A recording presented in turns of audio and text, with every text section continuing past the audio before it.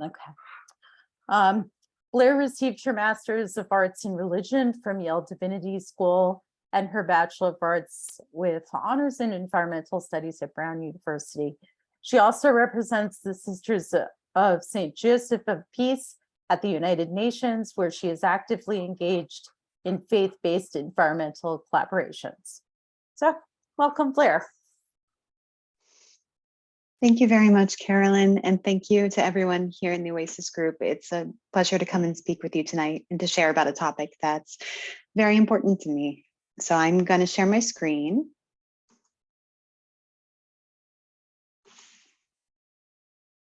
And here we go, and hide your faces for just a little bit so that I can see what's going on my screen. So before we dive into the topic of eco-anxiety and climate emotions, I do want to explain a little bit more about Water Spirit. I get the question a lot of what is an eco-spiritual organization? And basically the short version is that through programs, including educational programs and advocacy together, we try and bring about the world that we want to see, where everyone has access to clean and safe water. And it's become clear to us that we can't ensure a future with clean and safe water for everyone without tackling the climate crisis. When our organization does this work, we realize that we come up against people who are experiencing a lot of different things in the face of the climate crisis, or even without thinking about climate, just interacting with the natural world makes us notice changes over time and makes us reflect on our inner selves and our inner worlds. So maybe I'll lean on Gus Beth for a little bit of help explaining a little bit of what inner worlds work has to do with climate work, especially because I don't know about you, but a lot of the spaces that I go into, like at the UN space and so forth, I see governments in the room, I see businesses in the room, I see scientists in the room who are very important, but not always as much space for other kinds of civil society organizations. So turning to the words of Gus Beth, who is the former dean of the Yale School of the Environment and the co-founder of the National Resource Defense Council, he said once, "I used to think that the top environmental problems were biodiversity loss, ecosystem collapse, and climate change. I thought that 30 years of good science could address these problems. I was wrong. The top environmental problems are selfishness, greed, and apathy. And to deal with those, we need a cultural and spiritual transformation, and we scientists don't know how to do that. So the work of Water Spirit is attempting to access people on the level of their morals, values, and emotions, where we get at some of that selfishness and greed and apathy and try and shake it up and transform it." There we go. So here's just in images, some of what we do, our combination of programs and advocacy. And Water Spirit's been around since 1998. I stepped into this role in 2019 when the sister who founded Water Spirit retired, but I've been an environmental activist throughout my career. And what I've noticed is that both in myself and in many people in my personal circle, I've seen a lot of us go through burnouts. You know, we got fed the message that we have to act now, and we have to act more and more and more. We have to take actions individually. We have to take collective action. But if just acting enough were enough to ease our worries about the world and where it's going, then why were so many of us burning out? Why were so many of us experiencing compassion fatigue? I've been thinking about these questions for a long time, and I've started to frame it to myself as, how can we make our collective actions regenerative?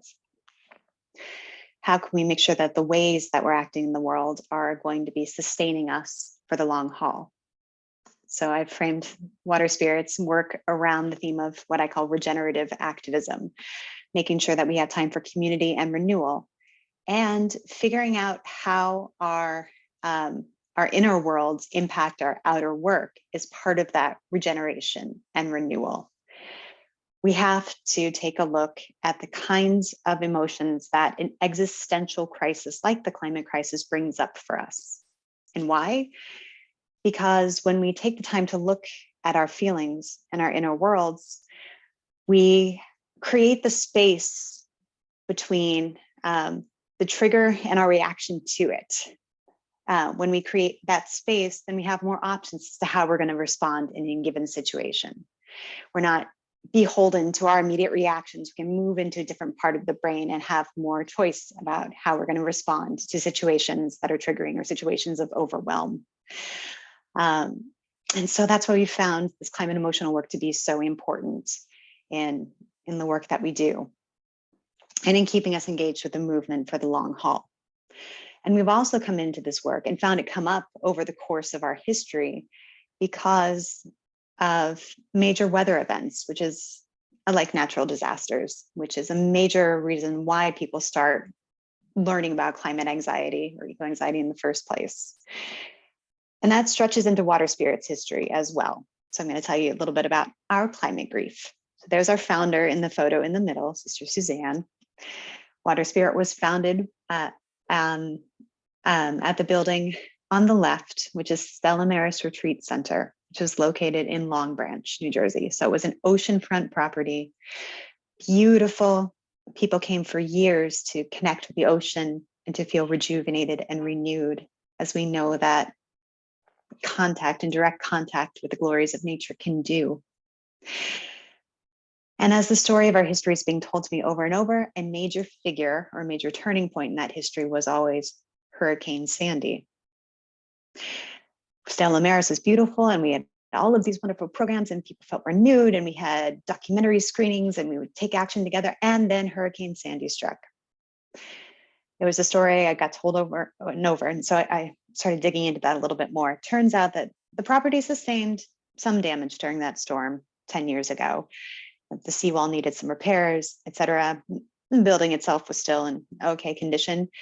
But that storm and what damage that the property did sustain led to an environmental impact report, which led to the sisters realizing just how high that water is going to come in the future, and eventually to letting that property go based on that impact report.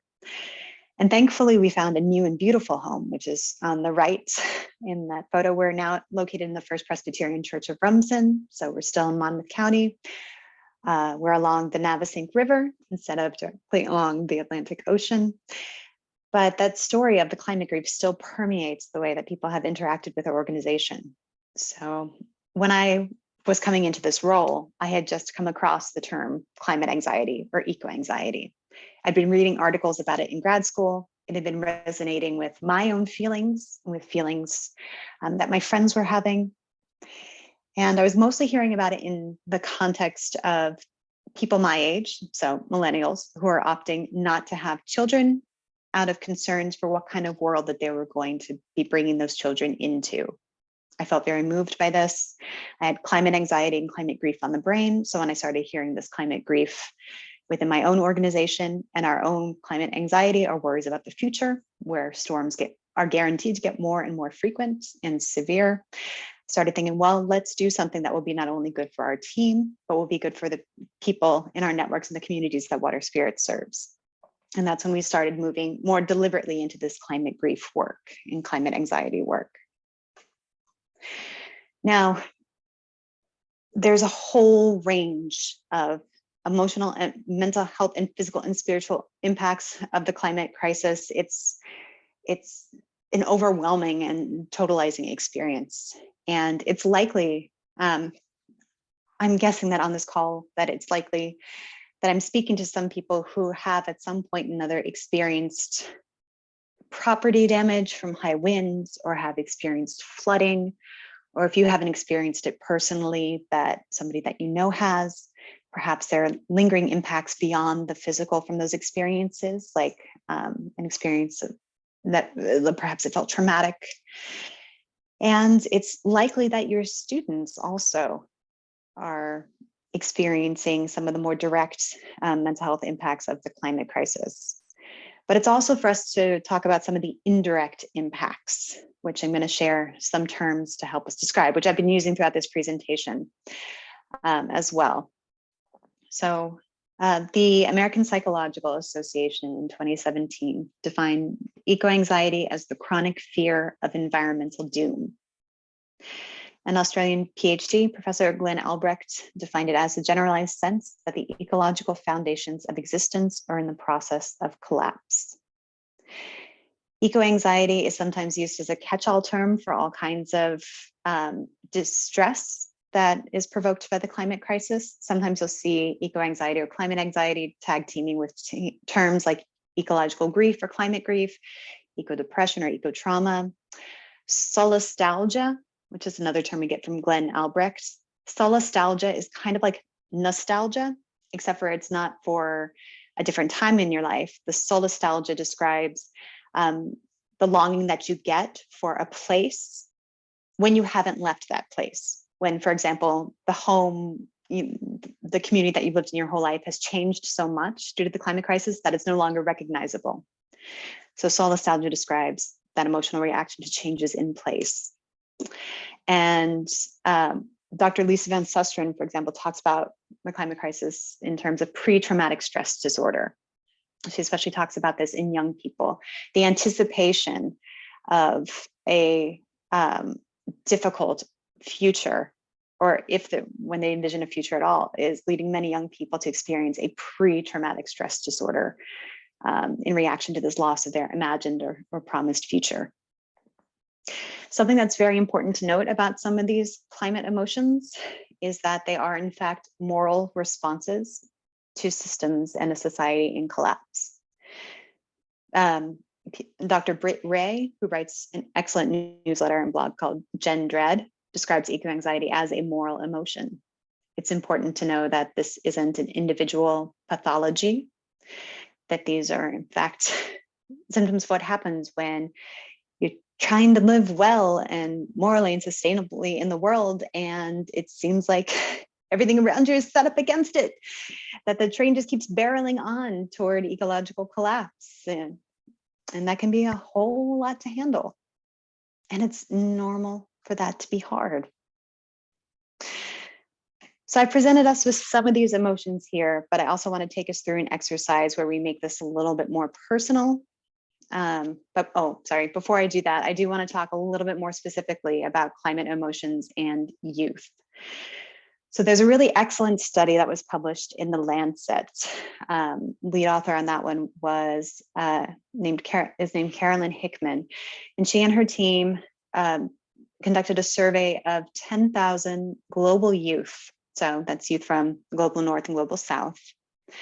And they found that amongst those young people interviewed, that 60% reported a negative impact on their mental health due to the climate crisis.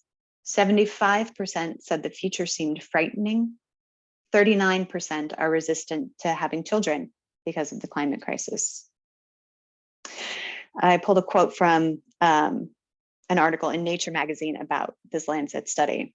And they wrote, when asked about how governments are responding to climate change, 65% of respondents agreed with the statement that governments are failing young people. 64% agreed that they are lying about the impact of actions taken, and 60% agreed that they were dismissing people's distress. Only 36% agreed that governments are acting according to science.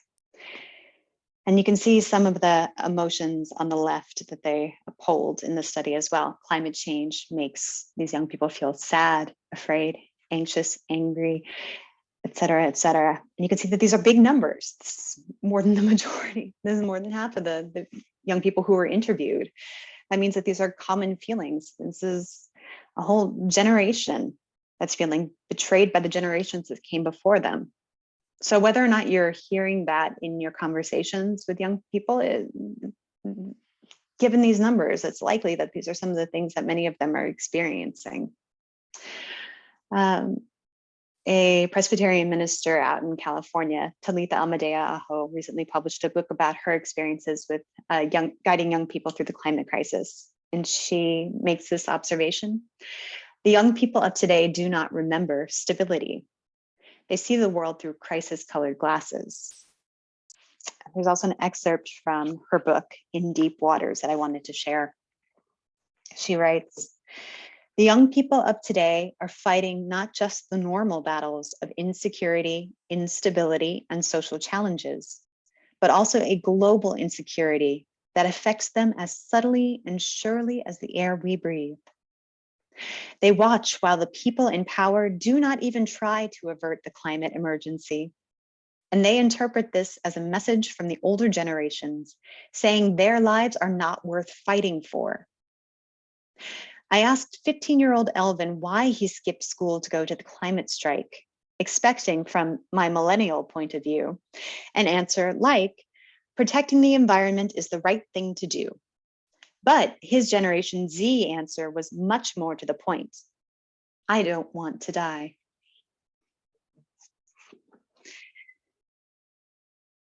And I bring these up, and I bring these figures before us to highlight the importance of developing tools for coping with these climate emotions, because they are so prevalent and because you folks are in such an amazing position to be in direct contact with youth regularly and guiding their experiences as people who are current and future caretakers of the planet. Know that whether you're talking about the way people are feeling or not, they're feeling big things.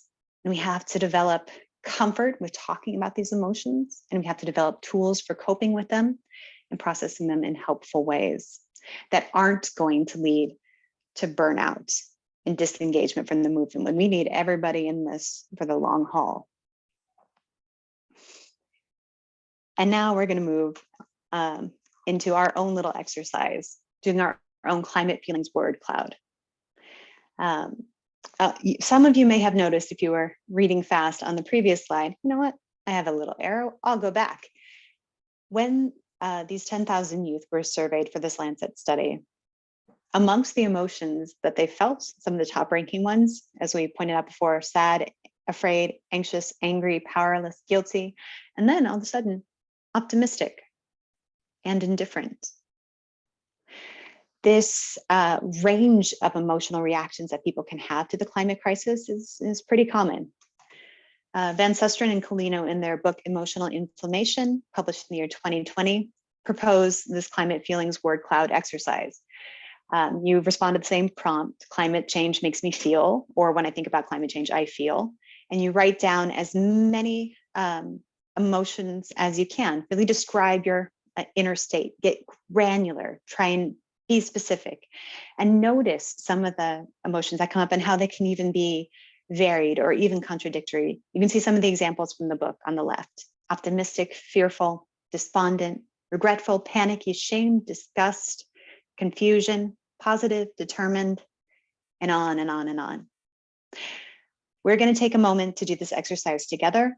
For this exercise, you're going to need either a phone or another tab that you can open up.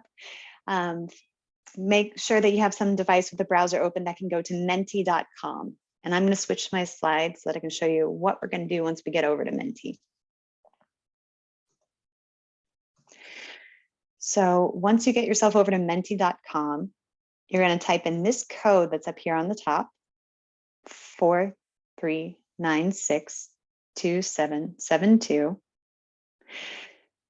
And then you're going to start responding to this prompt. When I think about climate change, I feel. Type in as many words as you would like. The more, the better. The more specific, the better.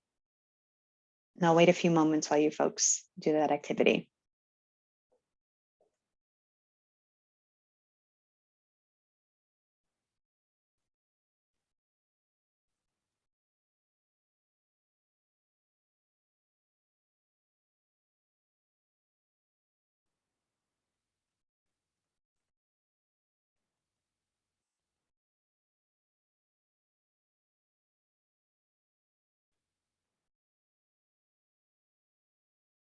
All right, we're starting to see some responses. That's great.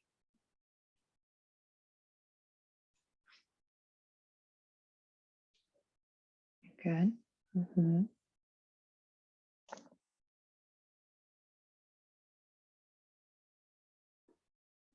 Yeah, even after just a few responses, you can start to see a mix.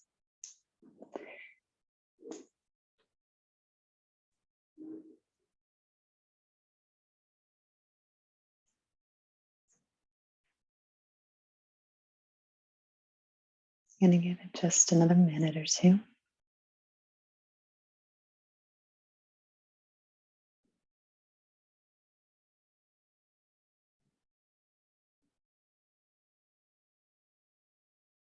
And then after you've typed in your responses, make sure you switch back to the Zoom screen so that you can see the word cloud that we're generating.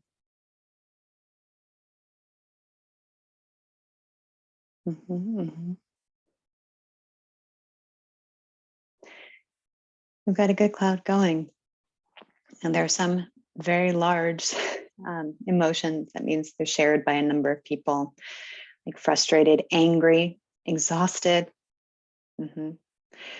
powerless, confused, concerned, scared, even hopeless. And then in the mix too are some of those other feelings that we're talking about as well: knowledgeable, cautiously optimistic, empowered, committed, dedicated, and even sometimes apathetic. Yeah, so walking around with this huge tangle of emotions inside of us all the time, how are we expected to get anything done or to understand our reactions to the world? And yet this is the kind of thing that we have to deal with every day in order to find our place, in order to know what's right to do, in order to know how to best help each other and how to best help make the world a better place. Thank you to everyone who's submitting responses. It's really interesting to watch these words grow and shrink and spin around.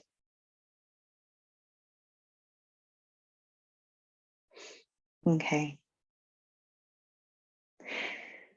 So I'm not going to make too much more commentary about this word cloud itself, but I hope that the experience of posing this question to yourself invited you into being curious about your own emotional responses and might spark some interesting discussion later. All right. I'm seeing the responses slow down, so I'm going to switch back over to my other slides, and I'll hang on to this and share it around afterward. Thanks, everybody. Oh, good, there they go. And I'll leave that up through the end of the meeting too, if you want to keep adding more words. Okay. So Water Spirit has used a variety of tools over the year to address eco-anxiety, but within the last 3 years, we've done this in a more directed way, in a more explicit way, through using a method that was developed by another nonprofit called the Good Grief Network. We've got pictures of the two founders of the Good Grief Network up on the screen in front of you. They put together a 10-week-long, 10-step methodology that is loosely based on the Alcoholics Anonymous model, the 12 steps. One of the founders has a lot of experience with adult children of alcoholics 12 steps groups. And so she and her partner developed the tool that they say that they needed for their own mental health and well-being.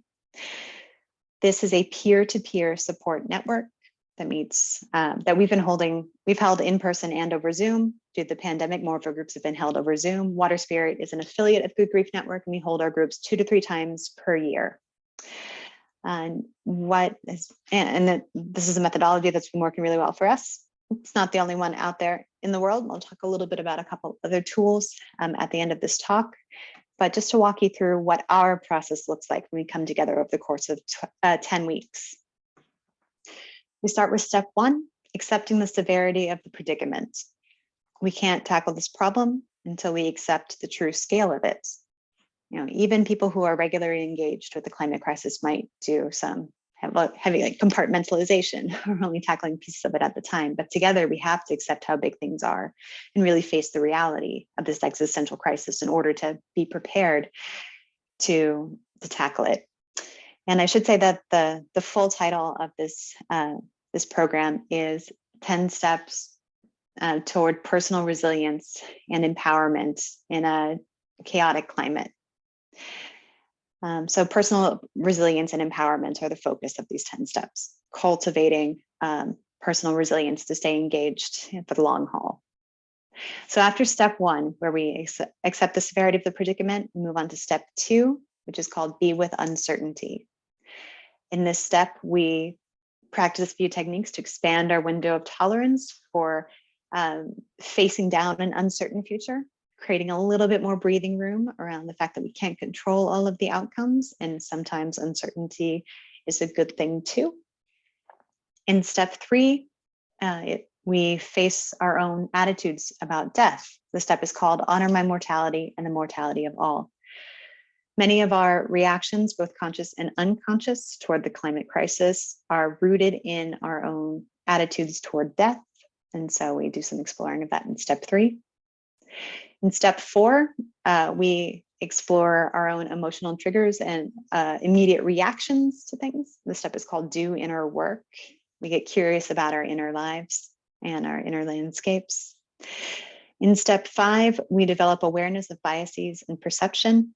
So between step 4 and step 5, we're doing a lot of work around our hearts and our heads and trying to figure out why we react to the world the way that we do, sometimes without even meaning to control it.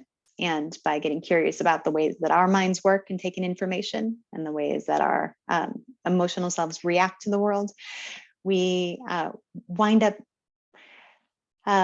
processing these emotions in more healthy ways so they don't surprise us all of a sudden in ways that are unproductive or at the wrong time or unhealthy.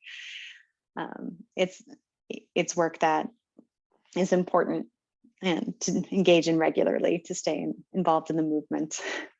In step 6, we practice gratitude, witness beauty, and create connections. These are very, very simple techniques that greatly increase our well-being and our capacity for joy and for community building.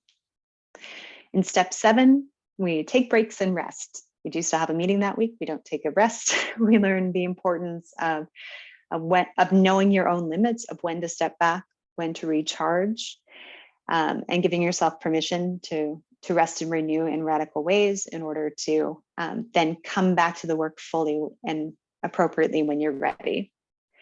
In step 8, we grieve the harm that we have caused.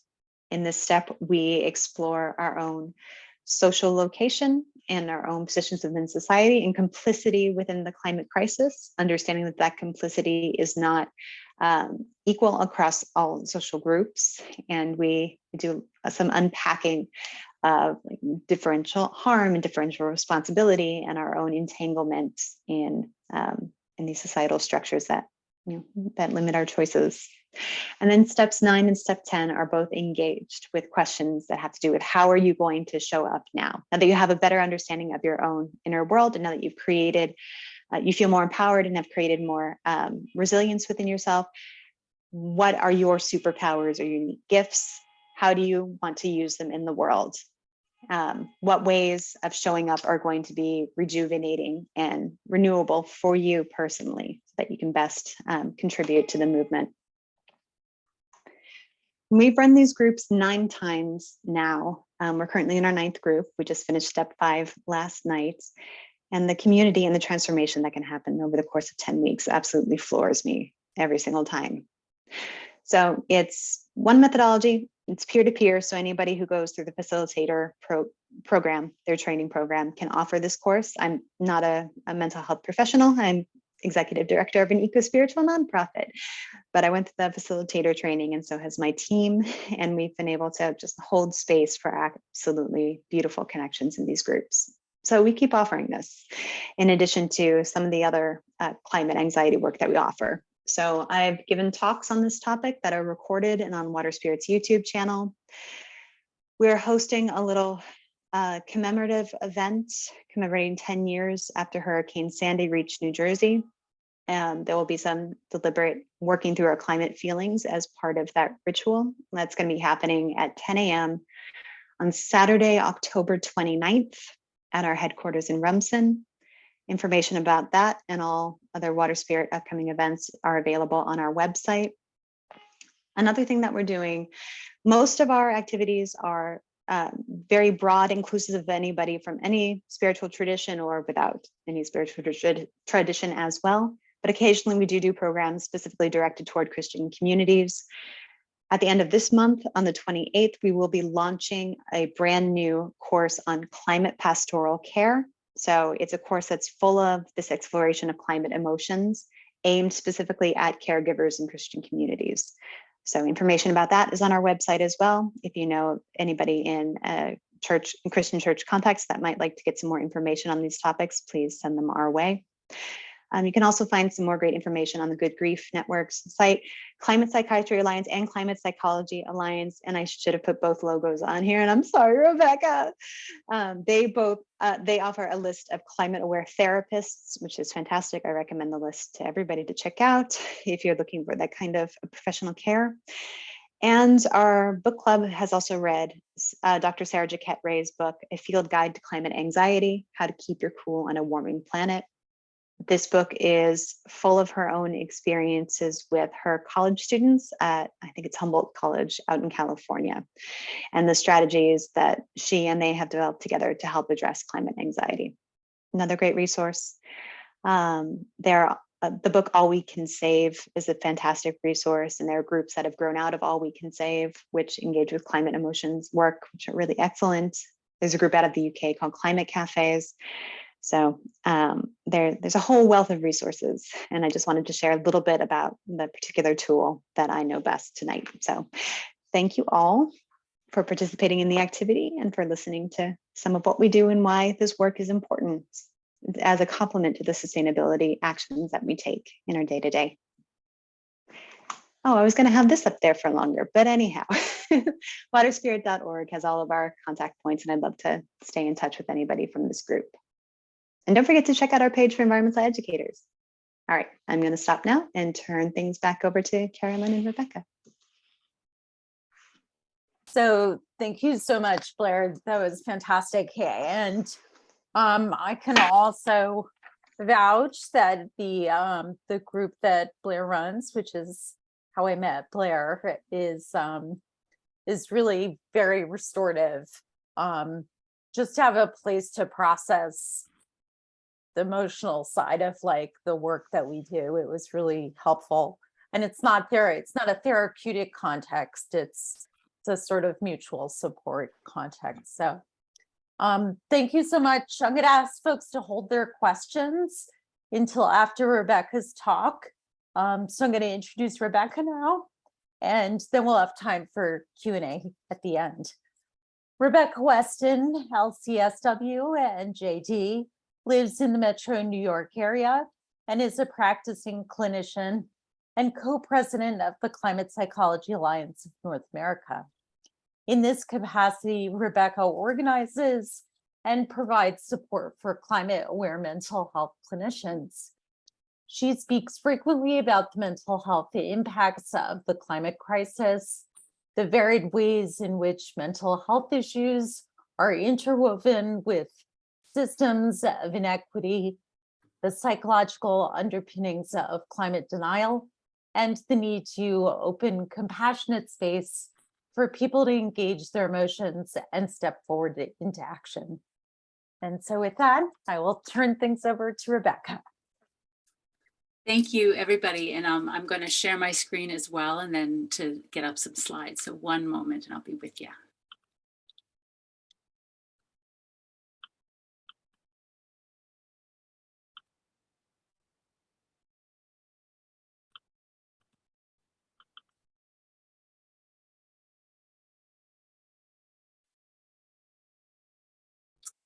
Alrighty. Can everybody see that? Yes. Okay.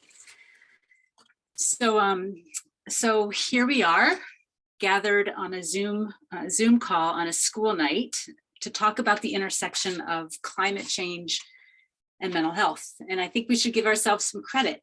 This is a new perspective, and this is not easy stuff to talk about. And given recent huge climate disasters, and I was just trying to come up with a list, and it's horribly long.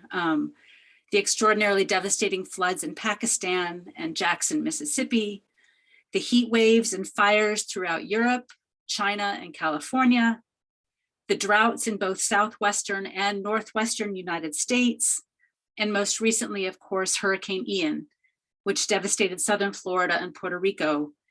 Climate change is on a lot of people's minds. So just by being in this room, I hope you all take heart, and I suspect most of you are already activists. But I hope you take heart that you're not alone in wondering about this stuff and thinking about these things.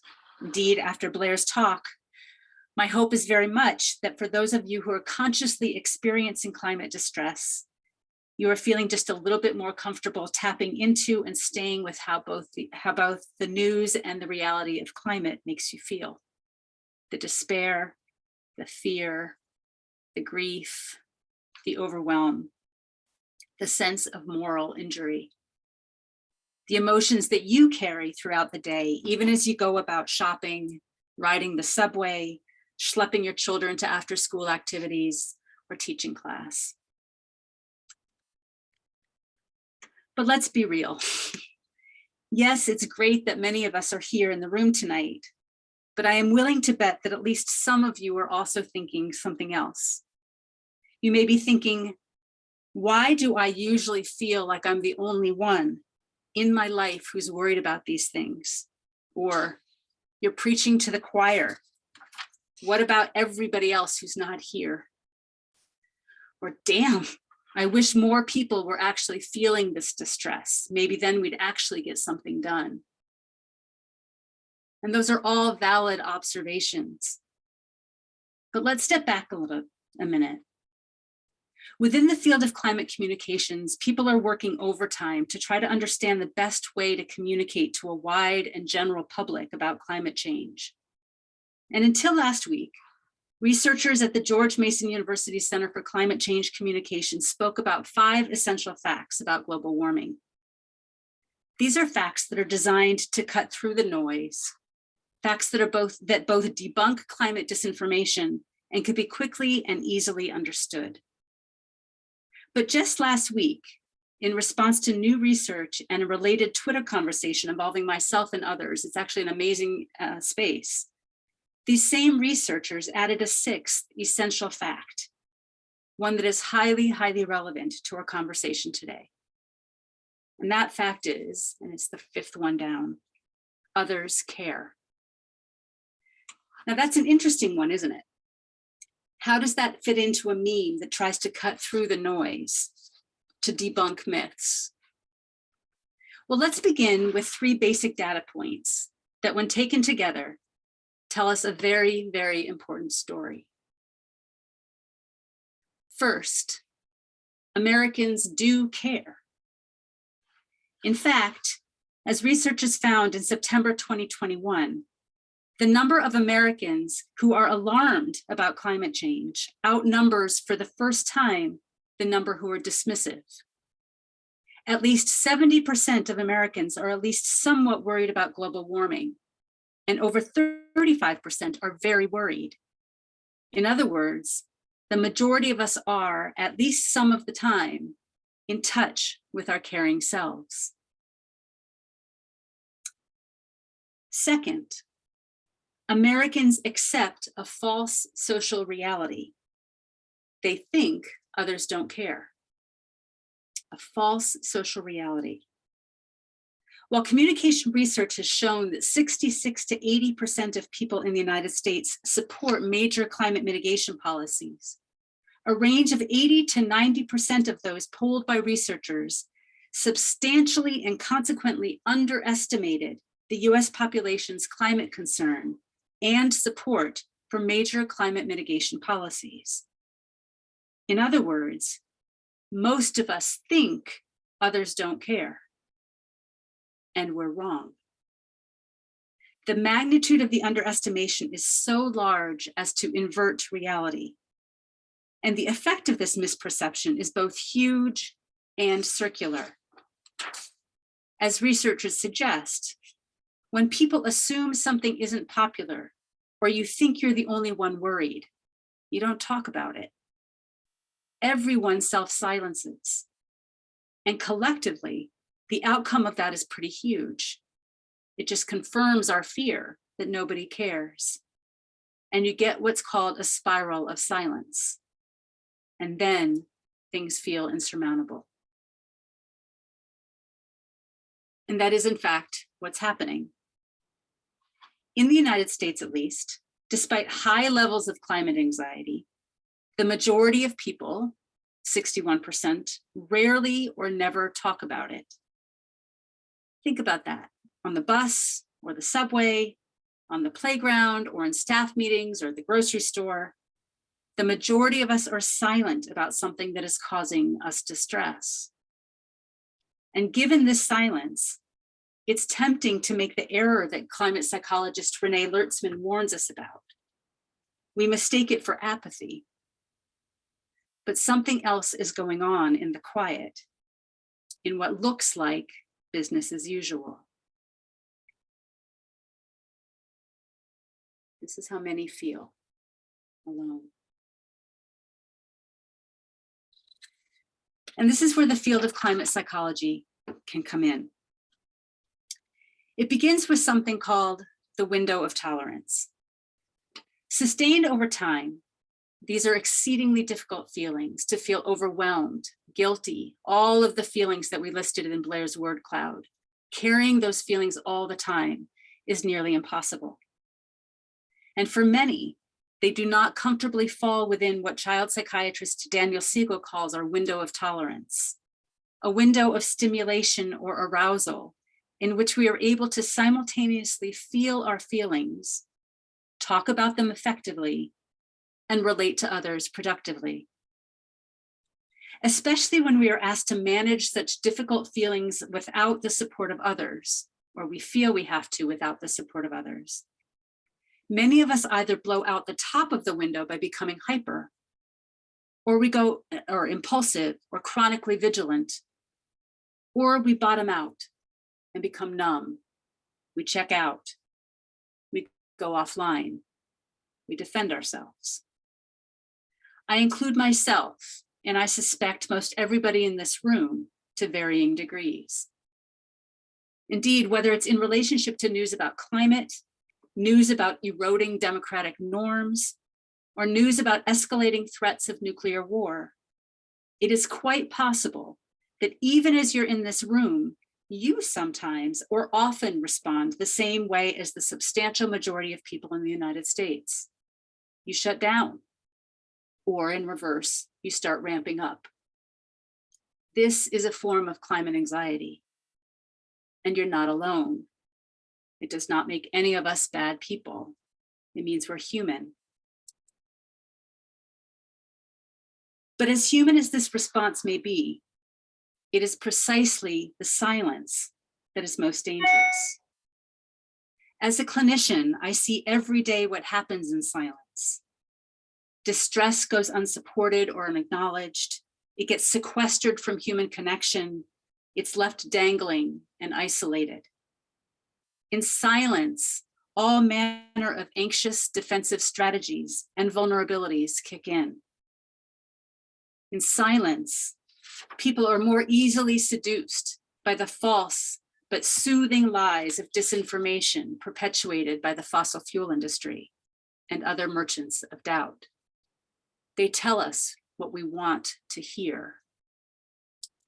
So let's get into that a bit more. What kinds of defenses and vulnerabilities come forward in the silence? First, there's a very common defense called disavowal, an awareness that something is happening, but then turning away.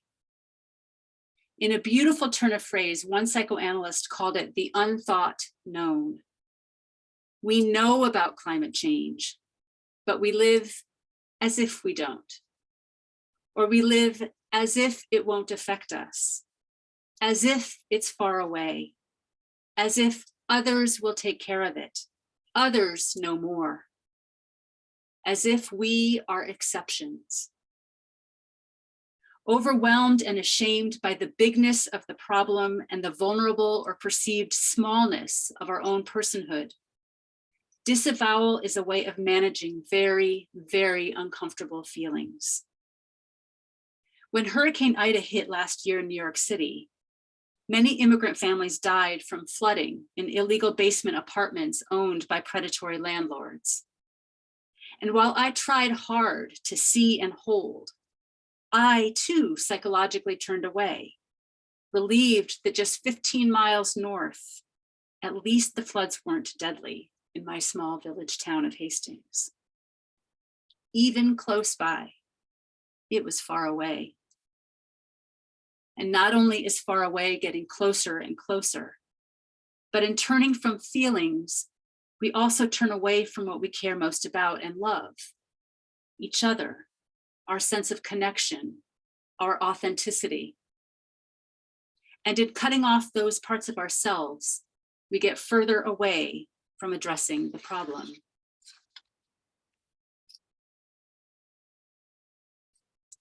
And second, there is the defense of getting busy, pushing away feelings through action, action, action, much like Blair mentioned.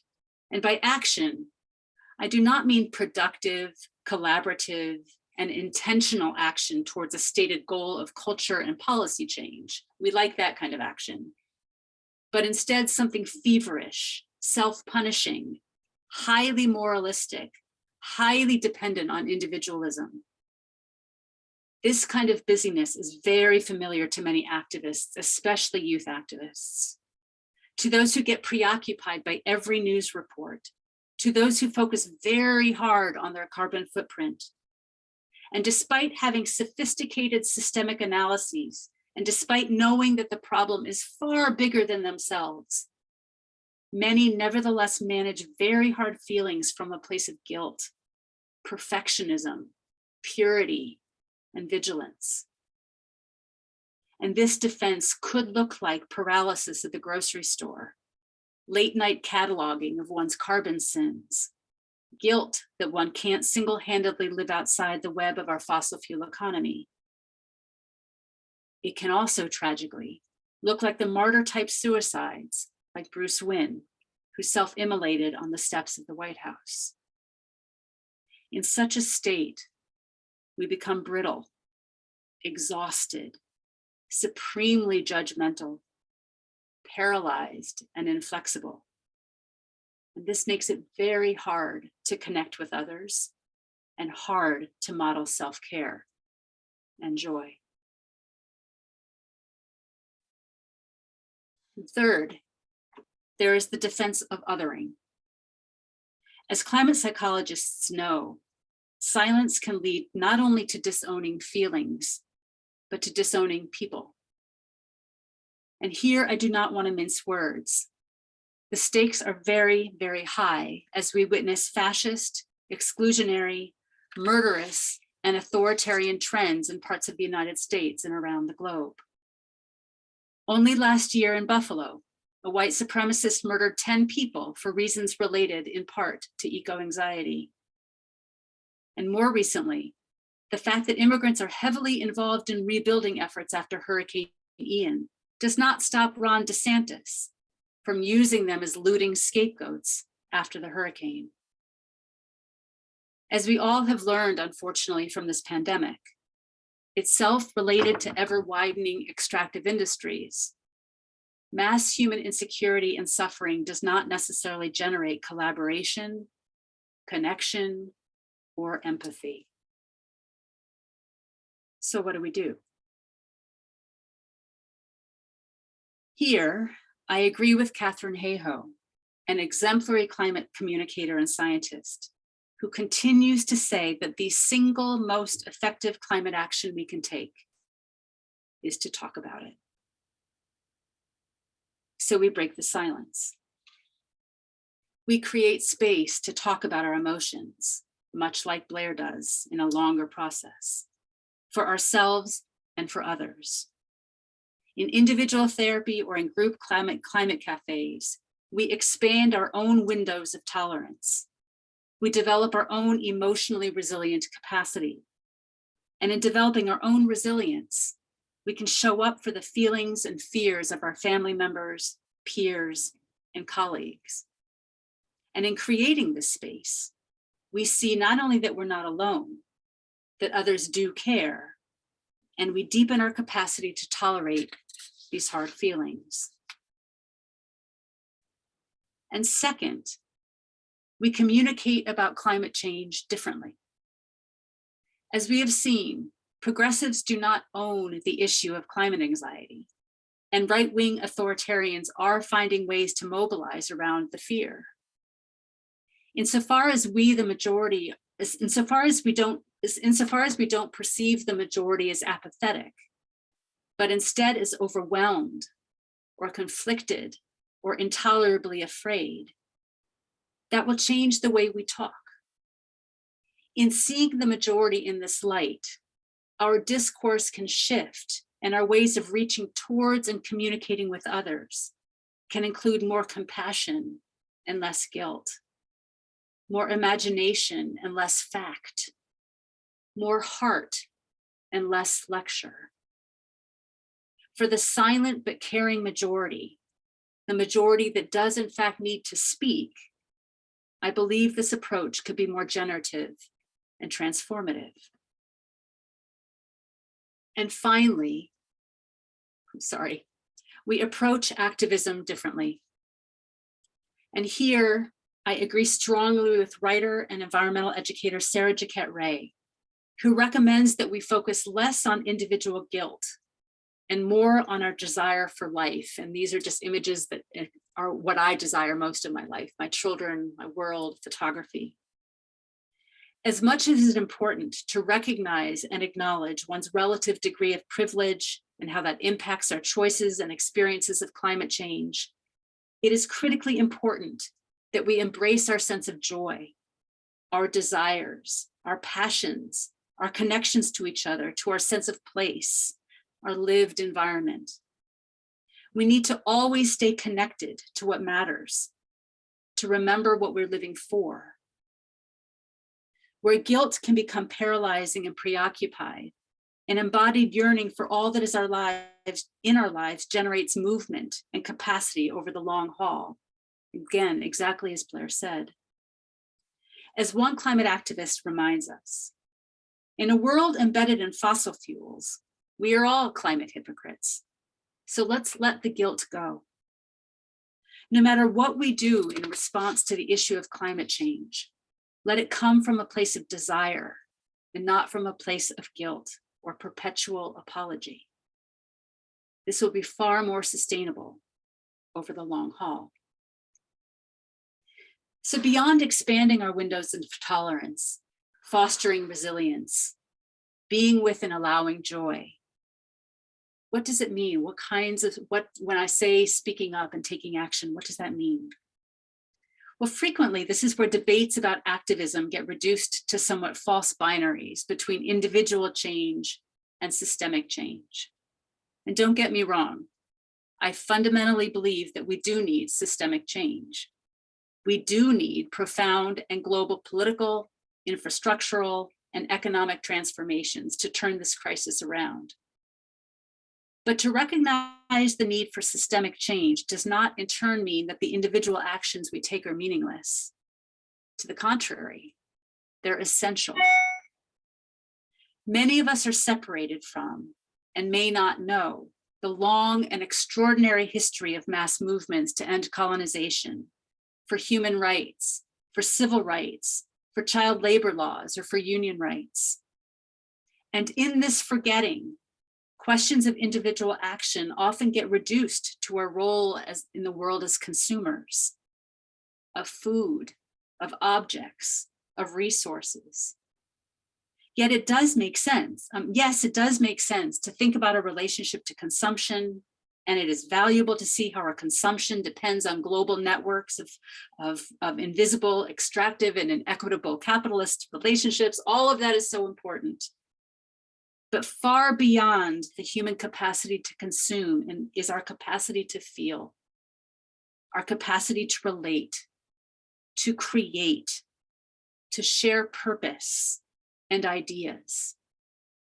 More than individual consumers who carefully curate our purchases late at night, we are social beings who live in and build relationships with others.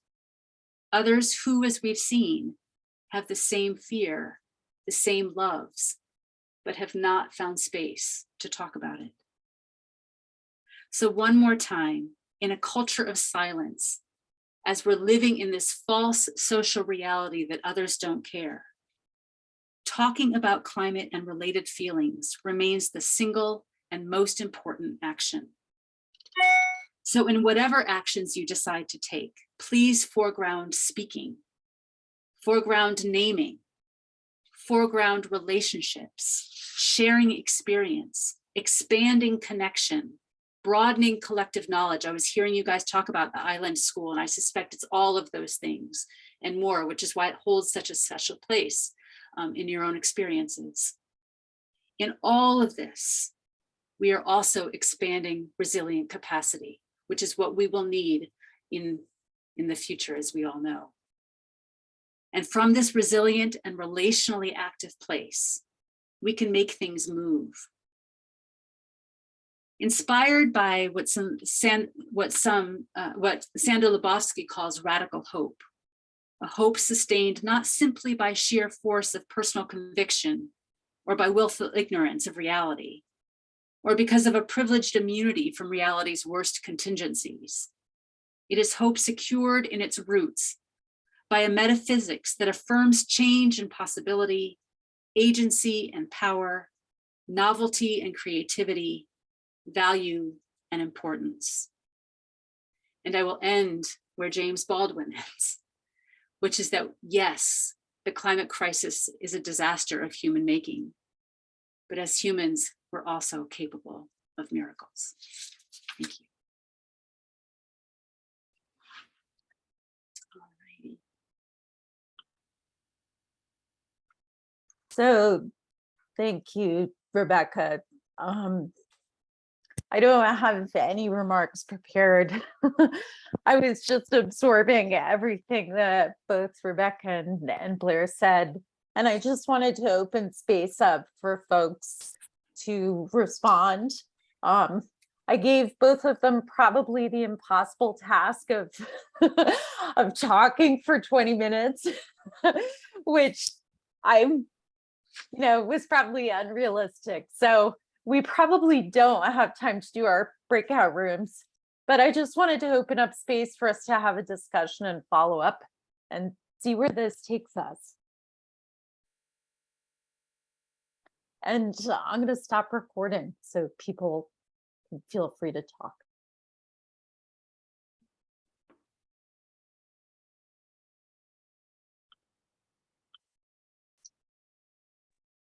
I was just going to say, Rebecca, that what you said last I'm reading Tiny Habits right now.